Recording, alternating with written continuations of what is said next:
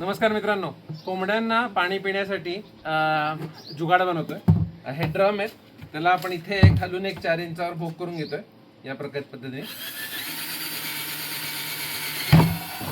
आणि या भोकामध्ये आपण या अशा प्रकारचे ऑटोमॅटिक क्लोजिंग वॉल लावतोय बघा, या पद्धतीने।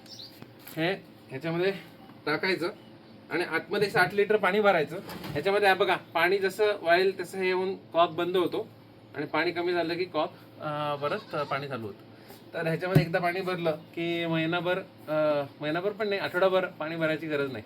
अशा पद्धतीने आम्ही काम वाचवायचा जुगाड केलेला आहे। एका शेडसाठी 60 लिटरचे 3 ड्रम असे तयार केलेत बघा। आता हा ड्रम भरतोय, ऑलरेडी कोंबड्यांना समजलं याच्यात पाणी येत आहे, इथून प्यायला सुरुवात केली बघा। इथून ऑलरेडी त्या ड्रममध्ये भरपूर कोंबड्या पाणी प्यायला लागल्यात आणि त्याच्या पलीकडच्या ड्रममध्ये पण सगळ्यांनी गर्दी केलेली आहे।